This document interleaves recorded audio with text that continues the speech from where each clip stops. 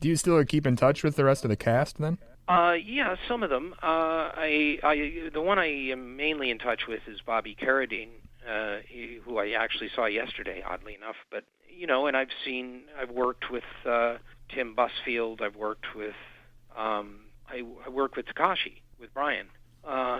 We see each other from time to time. It's been a long time. It's been a quarter century, Yeah. so it's not something that we don't have weekly lunches or anything.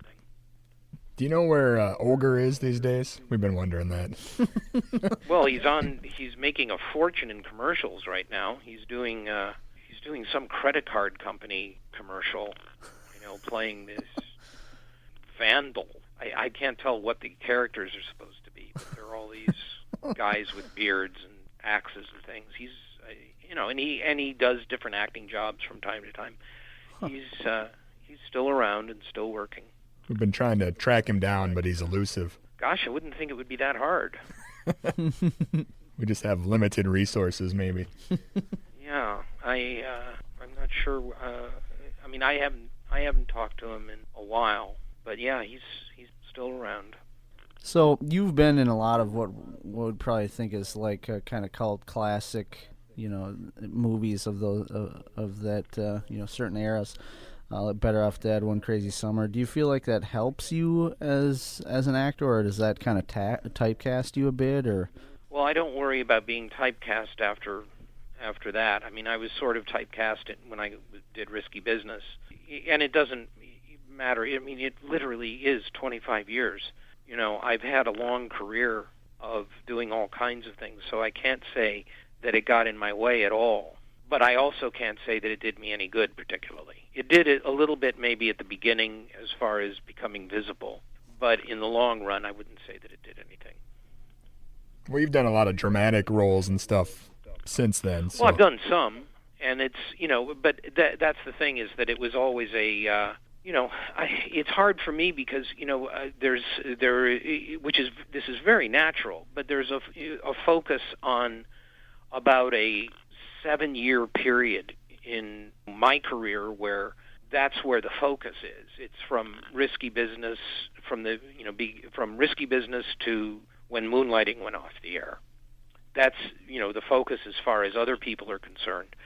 As far as I'm concerned, there was a whole lot of work before that ever happened, and there's been a whole lot of work since.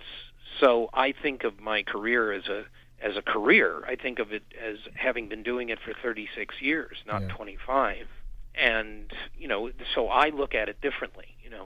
There are things that I do that I enjoy or value much better than, the movies I did in the 80s, as much as I love them.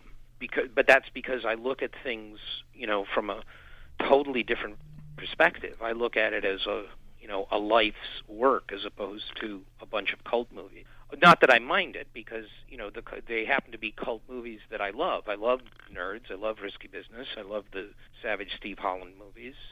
I thought Moonlighting was a good show, but that's not where my focus is. My focus is on, the next job or the job I just finished or the job I'm in the middle of. So it's always, pleasant enough to reminisce and to go to I've gone to a couple screenings here in Los Angeles of Nerds or Better Off Dead or One Crazy Summer and talked to the audience and it's always great because, people genuinely love these movies. But, except for certain cases, for me, it was not necessarily even that fun at the time. It was just what I was doing at the time. Some movies were, great fun. I have very fond memories of making One Crazy Summer because we were all on Cape Cod and we were just having so much fun. But that's, I don't know how common that is, that you look back on movies with great affection. I did a movie that came out last year on DVD called Route 30, which for me is my favorite movie of the last 20 years, at least. Just from the way that it was shot, where it was shot, the people with whom I shot it, and the final result is a movie that I love a lot. but no one's seen it. It went out on DVD. But for me, it was hugely important. So my perspective is always going to be different than other people's. Well, since we are in Minnesota and it's Tun's favorite movie, we're going to ask you what your thoughts were on making Jingle All the Way with Sinbad and Schwarzenegger. It was. I don't really have much in the way of memories of that. It was, Sinbad's a lovely guy. Schwarzenegger was, pretty much surrounded by his Austrian bodyguards and was a cruel man, actually, to a number of people on that set. He was not my favorite person. And the event, the only thing that I really vividly remember from it was the fact that we were shooting it in Southern California in July, and I was in a suit which, they had to run ice water through all day, pump ice water through to keep me from having heat stroke. There was nothing about that movie that was particularly enjoyable or memorable. Man. And honestly, I've never seen it. Wow. Yeah. That's not necessarily a comment on that movie in particular. There are a lot of movies that I do that I've never seen. Okay. Because I don't like when I'm finished with a movie, I'm usually finished with the movie. I don't like to go back to it and look at it because there's nothing I can do about it anyway. If I like my performance, then that's fine. But if I don't like my performance, then it's just depressing. So that's one that I don't have a lot of memories about. Is it weird now? Except it was hot. It was hot, yeah. Now that you live in California and Schwarzenegger's in charge down there, does that get under your skin? No, he actually sits in the governor's chair, which does not mean that he's in charge. Okay. He's actually a worse governor than an actor, which I wouldn't have thought possible, but Ouch. He actually is. There you go, Ton. Read him and weep. Sorry.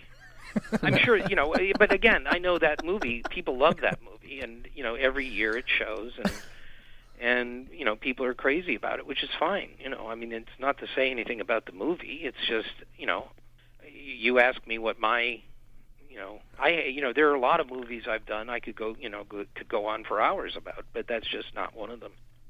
Okay. Well, what are you working on now? I just finished a movie in Louisiana called Flypaper with Patrick Dempsey and Tim Blake Nelson and actually a lot of good people.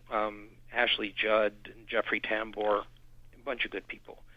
We shot that in Louisiana. Then I came back here, and I've been doing a couple of I'm doing a continuing role on as a voice work on American Dad, as well as two new animated projects, which I've been working on since August.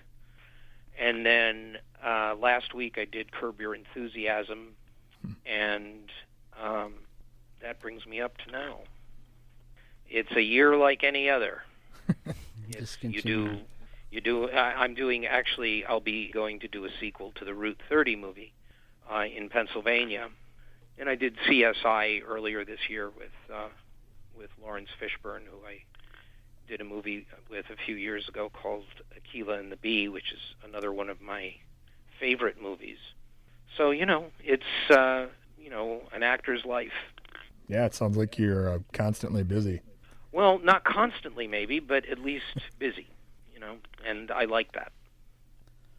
So I take it sounds like, I hate to make any kind of judgment call or whatever, but from conversing with you, it sounds like you're very much serious and I guess passionate about your craft. And I feel like from I guess growing up in the period and watching those earlier roles from the 80s, I always thought of you as being like this wild comedic person.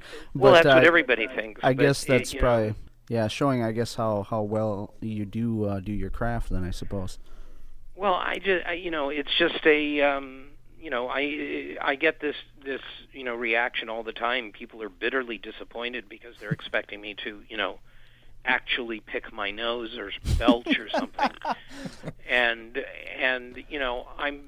if I'm still doing that at 56, that's just pathetic, So I'm not a comic. I've never done stand-up. Everybody assumes I've done stand-up. I never have. That's like doing ballet. That's as far from what I do as I can imagine. But no, a lot of actors that you'll see are you basically see who they are, and a lot of them that's not the case.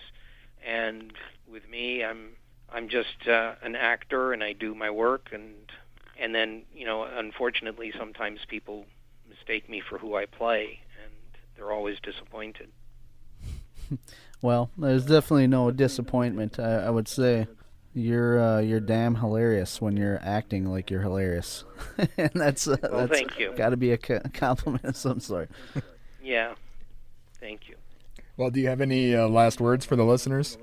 No, just nothing in particular. Just I was actually just up in your neck of the woods a few months ago. I've got friends up there, some family. I hope all's well, and it's been nice talking to you. Well, cool, man. Thanks a lot for chatting with us, and yeah. Okay, well, take care. Yeah, thanks a lot, man. Okay. Have a good one. Bye-bye. Bye.